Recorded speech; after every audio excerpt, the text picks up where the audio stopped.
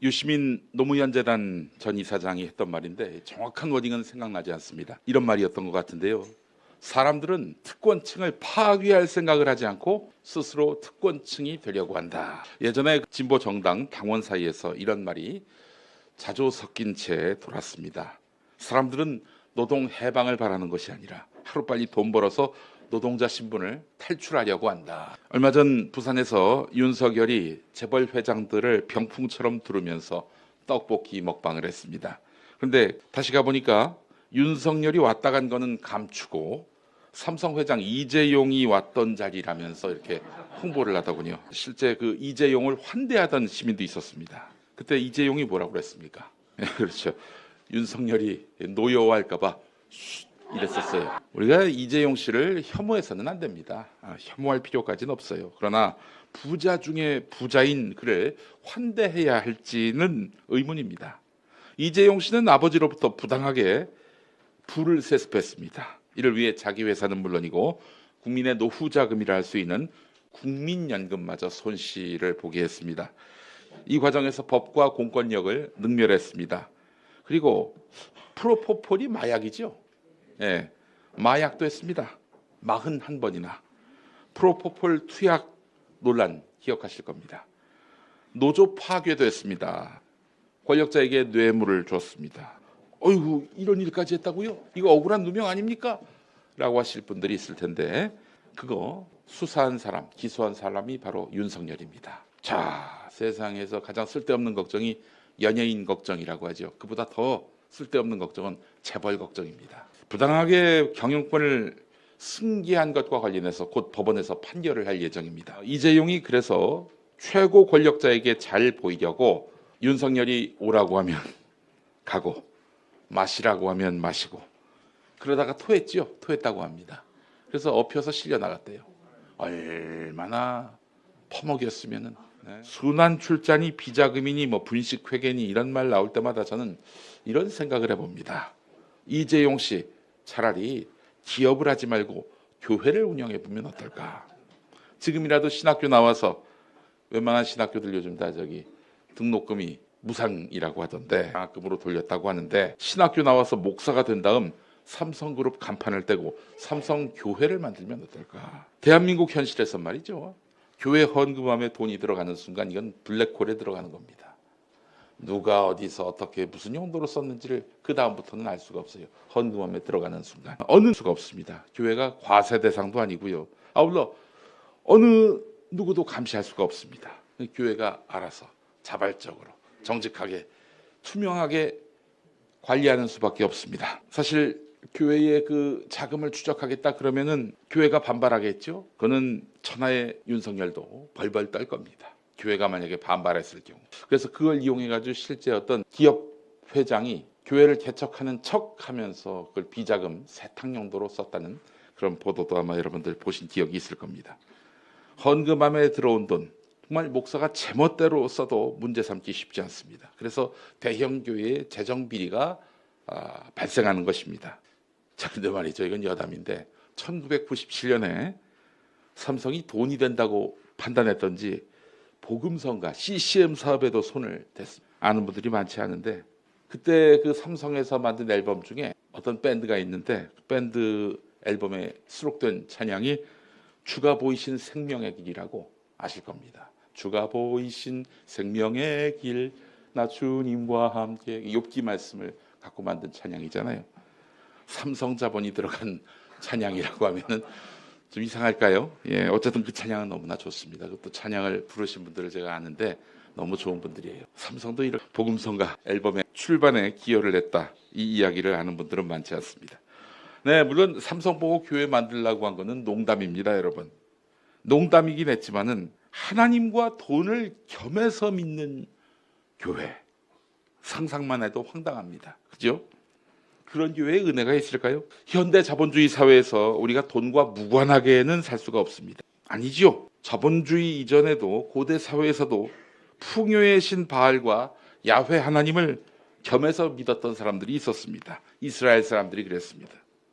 자, 그래서 지금 이 시대에 건강한 교회라면은 건강한 그리스도인이라면은 돈을 지배할 수 있어야 됩니다. 돈에게 지배당하는 것이 아니라 돈을 지배할 수 있어야 되는 것입니다. 여러분, 돈을 쉽게 지배하려면 돈이 많아야 할까요? 적어야 할까요?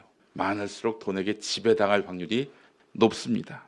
돈이 우리의 신앙 고백과 행동 규범을 결정할 수는 없는 것입니다. 매달 빠듯하긴 해도 올해도 벙커원 교회는 헌금 수입의 10분의 1을 우리 사회 고난받는 이웃에게 기부하려고 합니다. 그것은 우리가 바리새인처럼 세상에 자랑하려고 하는 게 아닙니다. 그걸 목적으로 해서 하는 게 아니에요. 우리는 자본에게 지배받지 않는 교회가 되겠다. 돈을 지배하는 교회가 되겠다. 그런 신앙 고백, 그런 행동 규범인 것입니다, 여러분. 동의하시면 아멘 하시죠. 네. 자, 오늘 성경은 바울이 세운 어떤 교회 이야기입니다. 에베소 교회. 에베소는 지금 과거에 터키로 불렸던 튀르키의 서해안에 위치한 도시입니다. 셀추크라는 도시인데요. 셀추크라는 도시의 옛날 이름이 에베소입니다. 에페르소. 네. 로마 제국의 주요 도시인 로마, 고린도, 안디옥과 함께 교통 무역의 중심지였습니다. 바다가 있었습니다. 바다만 건너면 바로 그리스 아테네, 즉 유럽이었습니다. 자, 그러다 보니까 온갖 철학과 종교와 자본이 모인 동네였습니다. 그 동네에서 믿는 신만 50개가 넘었다고 합니다. 그 중에 하나님이 n분의 1이었어요. 바울은 이곳이 예수 그리스도의 복음을 전할 수 있는 최적의 입지 조건이라고 봤습니다. 이 동네도 그렇지만 이 동네를 통해서 복음이 널리 전파될 수 있었다라고 믿었던 것이죠. 사실 에베소 교회는 바울의 눈물과 땀이 적셔진 곳입니다. 무려 이곳에서 3년을 수고했습니다. 환대도 받았지만 살해 위협도 당했습니다. 그렇게 수고한 다음 바울은 예루살렘으로 갔습니다. 예루살렘 가자마자 붙잡혔습니다. 유대인들에 의해서. 이유는 이거였습니다. 너 이방인들하고 그렇게 잘 어울려 다니더라. 이런 죄목이었습니다. 그래서 결국 로마에 압송됩니다. 이 로마 시민권을 갖고 있었다고 하죠. 근데 이제 로마에 가서 우리는 감옥에 간 걸로 알고 있는데, 감옥이라기보다는 갇혀 지낸 건 맞는데 가택연금. 전두환이가 집권할 당시에 김대중 대통령과 김영삼 대통령도 가택연금 당하지 않았습니까? 예, 집에서 못 나왔어요. 자, 바울은 그렇게 로마에서 가택연금 된 상황에서 편지를 썼다고 하죠. 그 편지를 에베소서라고들 부릅니다. 물론 오늘 우리가 보는 에베소서가 진짜 바울이 썼는지는 알 수 없다. 이게 신학자들의 중평입니다. 자, 누차 제가 말씀드렸습니다. 바울이 진짜 쓴 거, 확실히 바울이 쓴 거 뭡니까? 데갈빌빌고로. 예, 데살로니가 전서, 후서가 아닙니다. 데살로니가 전서, 갈라디아서, 빌립보서, 빌레몬서, 그리고 고린도 전후서, 로마서. 네, 데갈빌빌고로. 네, 이거 말고 나머지 바울 서신이라고 불리는 서신서들은 바울이 쓴 게 아니라 바울을 자처하는 사람들이 썼을 것이다. 이렇게 보는 것이 합리적입니다. 아니, 굳이 그럴 필요가 있었을까? 그냥 자기 이름으로 무난하고 그렇게 해서 내가 썼다라고 인증하는 것이 낫지 않을까? 왜 포만 나게 남의 이름을 갖다 쓰는가? 사연이 있습니다. 사실 세상에 사연이 없는 게 없죠. 바울은 살아있는 동안은 곧 주님의 재림이 있을 것이다라고 믿어 의심치 않았습니다. 그날이 도적같이 올 줄을 너희는 아느냐? 복음서가 가사인데 이게 데살로니가 전서에 있어요. 근데 재림은 없었고 바울은 그렇게 생을 마감했습니다. 그러자 그날이 올 것이라고 믿었던 사람들은 기대대로 되지 않았고, 심지어 권위 있는 사도가 더 이상 메시지를 내지 못하게 되니까 당황하고 또 허탈해했습니다. 자, 이때 교회와 그리스도 공동체를 지키기 위한 가르침을 누군가는 만들어야겠다라고들 생각을 했습니다. 그래서 사실 복음서가 나왔습니다. 예수님의 일대기가 나왔고, 아울러 바울이 안 쓴 바울서신, 제2 바울서신이 나왔던 것입니다. 데갈빌빌고로 아닌 다른 말씀이 나왔던 것이죠. 자, 언제 오실지 모를 주님이니까 우리가 마음을 다잡고 흔들리지 말고 교회 공동체를 잘 지켜라. 이 제2 바울서신의 메시지는 이런 것이었습니다. 데갈빌빌고로에 포함되지 않은 오늘 본문, 바로 에베소서입니다. 에베소서. 데갈빌빌고로 정말 외우기 쉽죠? 옥중서신도 외우기 쉽습니다. 옥중서신. 에빌골빌. 따라해 보세요. 에빌골빌, 에베소서, 빌립보서, 골로새서, 에빌골빌, 빌레몬서, 에빌골빌. 자, 그래서 사실 제2 바울 서신을 두고 카렌 암스트롱 같은 비교 종교학자는 제2 바울 서신을 대단히 비판적으로 평가했습니다. 바울의 가르침은 대단히 급진적인데 그러니까 대갈빌빌 고로를 보면 굉장히 급진적이에요. 그러나 제2 바울 서신들을 보면은 그리스 로마 사회에 줘서 좀 더 받아들이기 달달한 걸로, 그리스 로마 사회에서 좀 더 받아들이기 달달한 걸로 변질시켰다. 바울의 가르침에 물을 탔고 설탕을 부었고 감미료를 부었다. 이게 바로 카렌 암스트롱의 비판입니다. 자, 대갈빌빌 고로, 바울의 진정서신은 대단히 급진적이었다라고 평가했는데 어떻게 급진적이었느냐? 카렌 암스트롱의 말을 더 들어보겠습니다. 바울은 예수와 마찬가지로 로마 제국의 구조적인 부정에 반대했고 인종, 계급, 성의 장벽을 극복하기 위해 평생을 싸웠대요. 모든 차별을 타파하기 위해서 싸웠던 주인공이 바로 바울이었다는 것이죠. 자, 대갈빌빌 고로 외에 제2 바울 서신을 보면 골로새서와 에베소서가 대표적인데 여자는 남자에게 복종하라 이렇게 되어 있습니다. 이게 과연 바울의 뜻인가 싶습니다. 바울은 복음 앞에 남녀가 없다라고 분명히 선언했는데 대갈빌빌 고로가 아닌 말씀에서 이렇게 바울의 성차별에 대한 거부를 완전히 왜곡시켰는지 변질시켰는지. 근데 고린도전서 이거 대갈빌빌 고로에 들어가 있잖아요. 여기도 바울이 오해하게 썼습니다. 남자의 머리는 그리스도요 여자의 머리는 남자다 이런 말씀이 있고요. 여자가 남자를 위하여 지음받은 것이다 이런 내용도 있습니다. 여러분, 근데 이거는요 고린도 교회에 다니는 여성 신도에 한정해서 봐야 정확한 것입니다. 당시 고린도는 여성들이 많았어요. 교인들도 많았겠죠. 고린도 교회. 고린도란 동네 자체가 항구 도시다 보니까 오랜 항해로 피로가 누적된 남자들을 상대로 장사하는 경우가 많았습니다. 그중에는 몸파는 여성도 있었겠죠.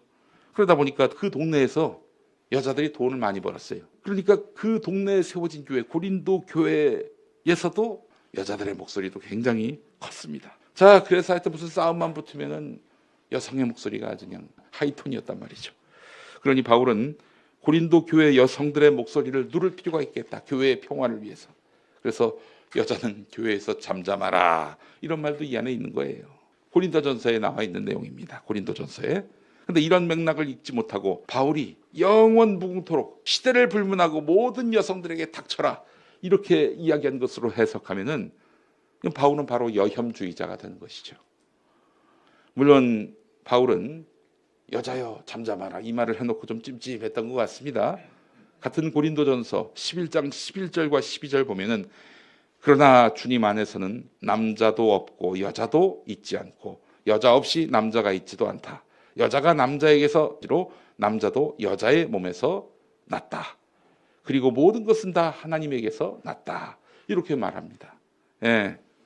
또 다른 진정서신 대갈빌빌 고로 갈을 맡고 있는 갈라디아서 3장 28절을 보겠습니다. 남자와 여자가 없습니다. 남자 없고 여자 없습니다. 남자 여자 구분이 없습니다. 바울의 진심은 남녀 가르지 말자 이겁니다. 정리하자면 바울은 대단히 급진적인 사람이었다 이렇게 볼 수 있습니다. 그렇잖아요. 바울이 이 말을 해놓고 2000년이 지나도록 아직도 우리 사회에서 여성은 남성의 후순위로 밀리는 경우가 얼마나 많습니다. 바울은 2000년 전부터 진보적이었어요. 바울은 잘 아시는 대로 가는 곳마다 교회를 세웠습니다. 한 6개 정도 세웠는데 이 교회를 세웠다는 말은 우리가 전통적으로 이해하는 대로 정치적 맥락이 전혀 없이 정치적 맥락이 완전히 거세된 채로 오로지 예수교의 교세를 넓히기 위한 목적으로 세워진 것일까 교회가? 당시는 그렇지 않았습니다. 교회의 개념이 지금과 같지 않았어요. 지금이야 사실 교회를 세운다 그러면은 아이고 뭐 교회 많은데 고개만 돌리면 다 저기 상가마다 교회가 있고 십자가 탑이 있는데 뭘 또 이렇게 개척하려고 그래 이런 얘기하는 사람들이 있는데 말이죠. 당시에서 교회를 세운다는 의미는 전혀 다른 맥락이었습니다. 당시 로마 제국의 끈앞풀이나 다름없던 귀족들의 그 통치 시스템이 있었습니다. 귀족들의 통치 시스템 바로 민회, 민회, 백성민자의 모일회자에서 민회. 근데 바울은 이 민회에 맞설 민중의 조직체가 필요했습니다. 그게 바로 교회였습니다. 그게 바로 교회였어요. 민회의 라이벌 교회. 그 교회는 무엇을 하려고 모이느냐? 계급과 차별을 타파하려고 만든 것입니다. 기득권을 인정하지 않습니다. 이 교회는 모두가 평등하고요, 서로 구제를 했습니다. 지난 송구영신 예배 때도 예화를 들었습니다마는 이 땅에 처음 천주교가 들어왔을 때 양반과 천민의 구분이 얼마나 심했습니까? 근데 양반이 천민에게 형제님 이러는 거예요. 또 남자가 여자한테 자매님 이러는 거예요. 이건 정말 혁명적인 일이었죠. 그래서 조선이 유교 질서를 흔드는 사교다에서 천주교를 단속했던 거 아니겠습니까? 초대교회의 모형이 이랬습니다. 모두가 평등했고 서로를 구제하고 또한 섬겼습니다. 예수님처럼 사도행전에 나오는 성령 받은 초대교회의 모습 그대로, 즉 약자의 공동체를 세웠던 것입니다. 여러분, 이게 얼마나 혁명적입니까? 이 자체로 혁명이에요. 오늘 설교 제목이 뭡니까? 혁명가 바울입니다. 당시 로마 제국이 지중해권을 제패했고 그 뒤로 더 이상 정복 전쟁을 벌이지 않았습니다. 이때부터는 이 제국을 관리하자, 시스템으로 관리하자 이랬던 겁니다. 그래서 지배했던 나라에 대해서, 장악했던 나라에 대해서 일종의 문화 정책을 펼쳤습니다. 관용하고 포용하는 것이죠. 그러나 그것은 조공을 바쳐라, 황제에게 복종하라, 이런 취지였습니다. 조건부로 자율권을 준 것입니다. 일종의 기만술이었던 것이죠. 황제에 대한 복종, 아니 복종을 넘어서서 아예 신으로 모셔라, 이런 압박이었습니다. 로마의 힘이 너무 크다 보니까 여기에 저항했다가는 큰일 나겠어요. 닥치고 시키는 대로 합니다. 너무 조용해요.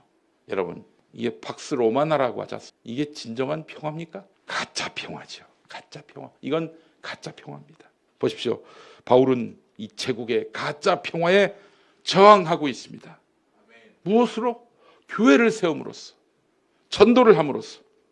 사실 종교의 자유를 보장하는 오늘날에는 말씀드린 대로 교회 설립이 흔하다 못해 식상합니다. 그러나 바울의 교회는 황제 숭배를 거부하고 예수 그리스도를 주인으로 삼고 있습니다. 황제가 아닌 예수를 선택하는 집단, 저항입니다. 이건 반역입니다. 로마 황제에 대한 반역. 자, 그런데 이것만이 아니에요.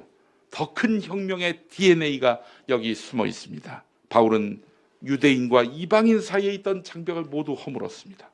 그리스도의 십자가 희생을 통해서 인종적 정체성, 종교적 정체성을 초월하는 새로운 공동체를 만들자라고 지금 선동하고 있는 겁니다. 로마가 창과 칼로서 세계를 제패했지 않습니까? 바울은 그리스도를 믿는 믿음으로 세계를 제패하려고 했던 것입니다. 얼마나 무섭고 위험한 발상입니까? 바울은 유대교는 끝났다라고 말하잖아요. 왜냐? 유대교는 기본적으로 유대교를 믿으려는 사람들한테 야, 우리 가랑이 사이로 들어와라, 이런다고요. 율법을 지켜라, 할례를 받아라. 너 그러지 않으면 우리하고 한 가족이 될 수가 없어. 이런 자세를 취하고 있는 거예요. 평등이란 없다, 이런 거죠. 이런 유대교의 그릇으로는 혁명을 완성할 수 없다라고 바울은 봤던 것입니다. 그렇게 해서는 로마의 가짜 평화를 이길 수 없다, 이렇게 봤던 것입니다. 그래서 바울은 혁명을 하기 위해서 유대인과 이방인이 어디 있느냐, 원수된 사람들끼리도 담을 허물자, 이렇게 말하고 있습니다. 그냥 좋은 게 좋은 것이니 우리 서로 친하게 지내자, 이게 아닌 것입니다. 이게 아닌 거예요. 아니, 에베소서는 바울이 안 쓴 거라고 하지 않았나? 이렇게 묻는 사람들이 있을 것입니다. 예, 근데 말이죠, 에베소서는 바울의 의도를 정확하게 간파하고 있습니다. 여러분, 에베소서의 말씀, 오늘 본문 말씀, 진정서신이라 할 수 있는, 바울이 진짜 쓴 거라고 할 수 있는 갈라디아서에서도 말하잖아요. 3장 28절, 유대 사람도 그리스 사람도 없으며 종도 자유인도 없으며 남자와 여자도 없습니다. 여러분, 모두가 그리스도 예수 안에서 하나이기 때문입니다. 네, 그의 가슴에는 가짜 평화의 상징 로마가 전복됐습니다. 모든 익숙한 기성 질서를 허물어야 합니다. 모든 기득권 논리를 깨부숴야 합니다. 모든 힘자랑, 돈자랑을 짓밟아야 합니다. 그래야 교회인 것입니다. 교회에서 혁명성이 사라지는 순간 그것은 맛 잃은 소금이 되는 것입니다. 우리 교회는 힘으로, 돈으로 누르려는 상대방을 누르려는 사악한 힘에 맞설 뜨거운 의지가 불타 있습니까? 이게 식어지는 순간 교회도 식어지는 겁니다. 그렇다고 우리가 죽창을 들어야 되느냐? 아닙니다. 그 반대여야 합니다. 우리의 혁명의 도구는 그 반대여야 하는 것입니다. 힘의 반대, 돈의 반대여야 합니다.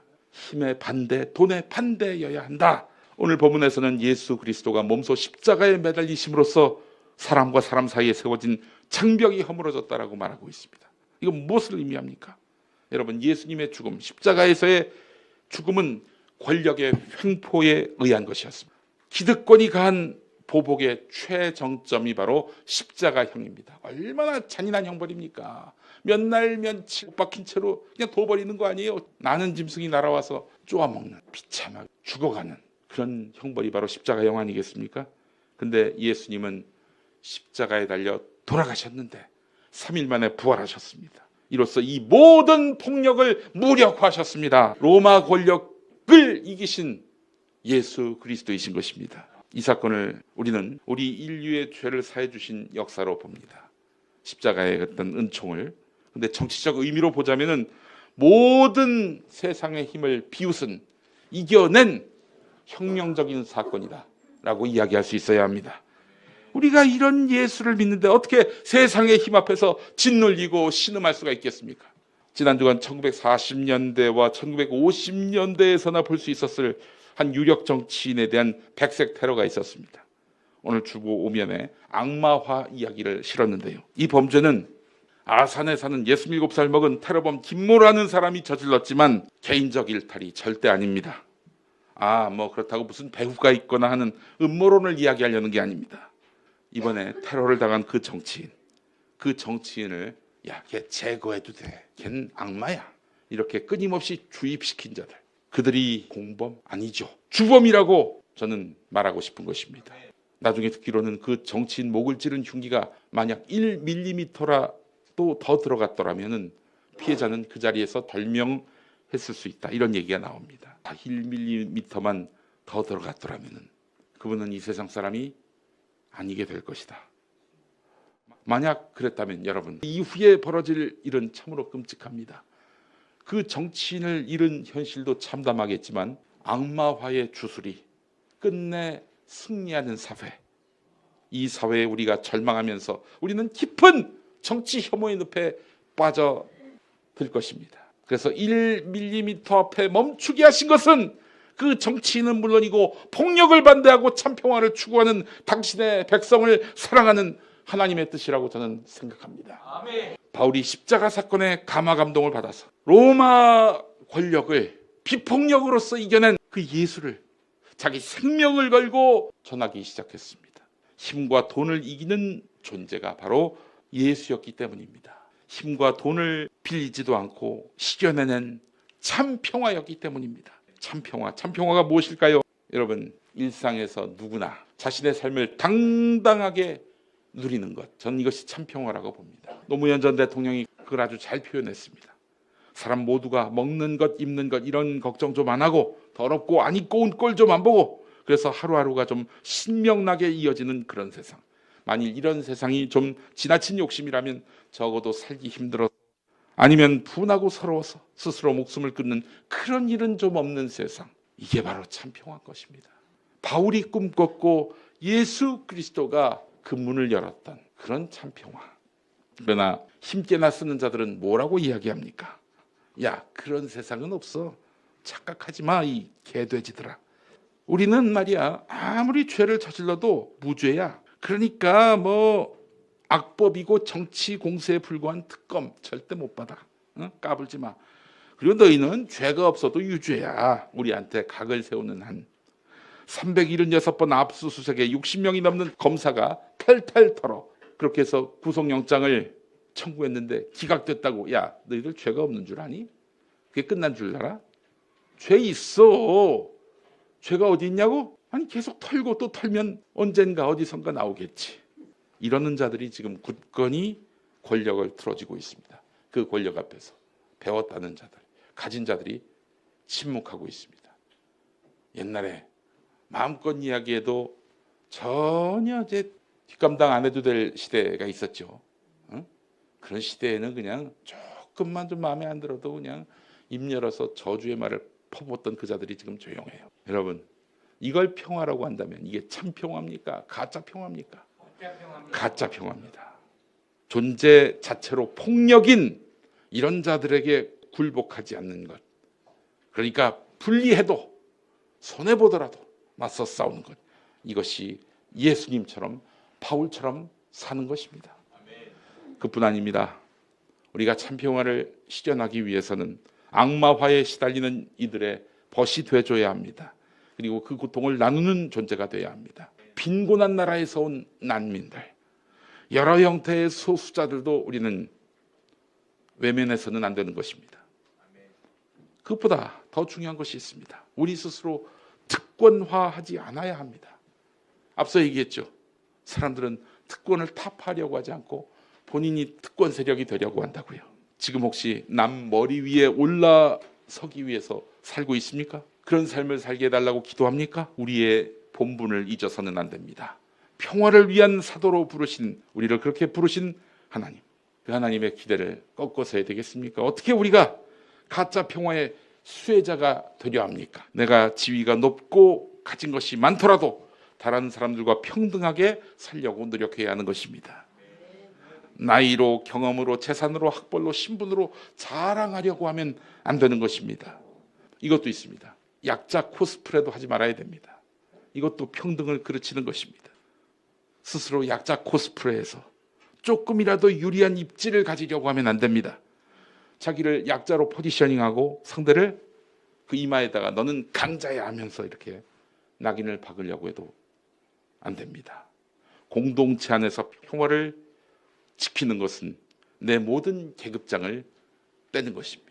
내가 계급장을 달아서도 안 되겠지만 상대가 계급장을 달았다? 거기에 기죽지 말아야 하는 것입니다. 그럴 때 우리는 진짜 평화를 실현할 수가 있는 것입니다.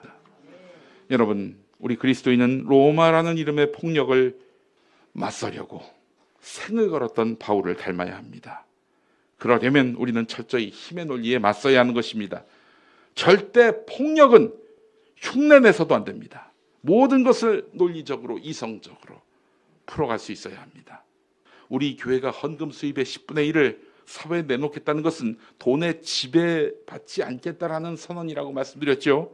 우리 교회가 물리적 폭력은 말할 것도 없고 정신적 폭력도 금하겠다고 한 것은 힘에 지배받지 않겠다는 것입니다. 우리 교회가 왜 세교우를 맞을 때 비폭력 대화 훈련을 요구합니까? 비폭력 대화는 단지 우리 공동체를 안정적으로 운영하고 관리하기 위한 어떤 운영 원리 정도가 아닙니다. 그리스도를 믿는 공동체의 정체성이 걸린 문제이기 때문입니다. 교회 안에서 공동체 구성원에게 폭력적 언사를 쓴다면, 또 갈라치기를 하려 한다면 우리는 이것을 공동체 위기로 간주할 수 있어야 합니다. 우리 안에 평화를 위협하는 것으로부터 우리는 우리를 지켜야 하는 것입니다. 민주주의와 인권, 평화를 외치면서도 공동체성을 지켜온 우리 교회, 주님이 주신 이 교회의 가치를 우리는 사수해야 하는 것입니다. 오늘 우리가 부르는 교회라는 찬양에 주님이 무엇으로 사신 교회라고 했습니까? 피로써 사신 교회. 우리는 평화를 위해 일하는 일꾼이 돼야 합니다. 그러기 위해서는 어떻게 하면 인자한 말을 가지고 사람을 감화시킬 수 있을지 생각해야 하는 것입니다. 여러분, 예수상 아시죠? 남미 가면 있는 예수상, 이렇게 돼 있는 예수상, 그 동상 바로 뒤에 칠레가 있습니다. 그 예수상이 있는 나라 브라질인가요? 하여튼 칠레하고 그 브라질의 그 국경 그 부근에 있는데, 칠레에서 어떤 사람이 이런 말을 했습니다. 그 동상을 보니까 예수님이 브라질을 향해서 이러시고 우리 칠레에는 등을 보이셨다. 등 돌리고 계셨다. 그러니까 이 칠레 사람들이 마음이 상했어요. 거기도 그리스도교 문화권인데 이게 양국 갈등으로 이어지고 전쟁까지 갈 상황이었습니다. 그때 만약 유튜브가 있었다면 아마 칠레의 극우 유튜버들이 막 브라질을 혐오하는 방송을 냈을 겁니다. 그런데 칠레의 한 저널리스트가 이런 말을 했어요. 예수님이 저 나라를 향해서 이러고 있는 것은 저 나라가 우리보다 예수님의 보살핌이 더 필요하기 때문이다. 이렇게 말을 했어요. 그 뒤로 양국 갈등, 전쟁까지도 갈 수 있었는데 양국 갈등이 말 한마디에 천냥빚을 갚는다는 말이 있죠. 그렇습니다. 우리는 평화를 이뤄낼 수가 있는 것입니다. 사랑하는 벙커원교회 교우 여러분, 새벽부터 평화를 깨는 테러에 많이 놀라셨을 겁니다. 정치도 이러한데 안보 상황은 더욱 심각합니다.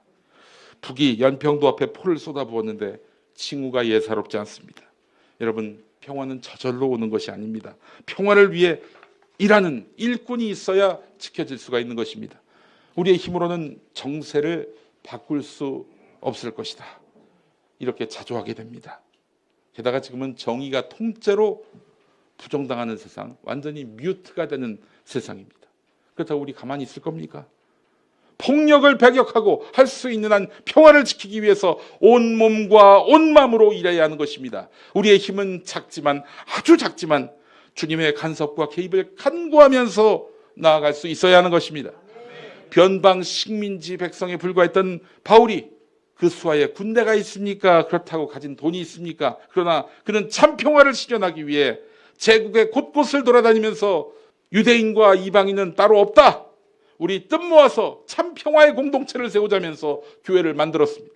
그리고 십자가 희생으로 세상의 모든 폭력을 굴복시키신 예수 그리스도의 그 이름으로 세상을 결속시키려고 했습니다. 혼자 힘으로 할 수 있는 게 없다고요? 뜻을 품는 것이 중요합니다.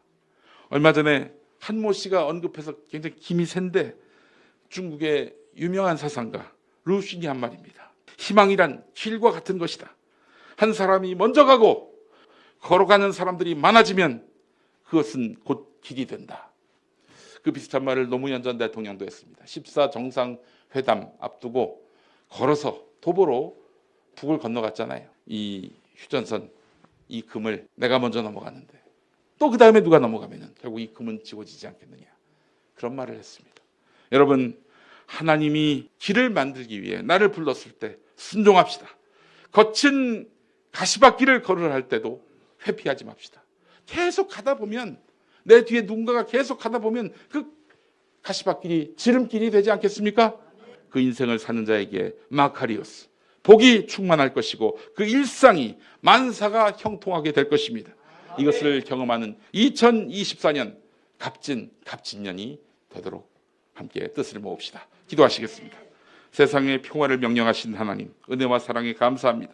2024년 어느 때보다도 평화가 절실한 때에 세계 벽두부터 터진 이런 참담한 폭력 앞에 할 말을 잃습니다. 곳곳에서 들려오는 전쟁의 소식은 멈출 줄 모르고 그 먹구름이 우리 일상의 현장에마저 드리워지고 있습니다. 우리에게 평화를 허락해 주옵소서.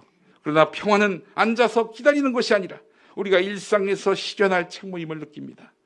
돈과 힘으로 사람을 압도하는 눈앞의 폭력, 그것이 크든 작든 침묵하지 않게 하시고 무엇이 옳은지 분명하게 말하게 해 주옵소서. 그리고 일하게 해 주옵소서. 올 한 해 우리 교회가 그 평화의 중심에 서게 하시고 폭력이 지배하는 세상을 복음으로 전복시키려고 한 혁명가 바울의 정신을 담게 해 주옵소서. 올 한 해도 모든 삶 속에서 영과 진리로 예배하며 주님과 동행하는 우리의 삶이 되게 하옵소서. 믿음의 주여, 우리를 온전케 하시는 예수 그리스도의 이름으로 기도합니다. 아멘.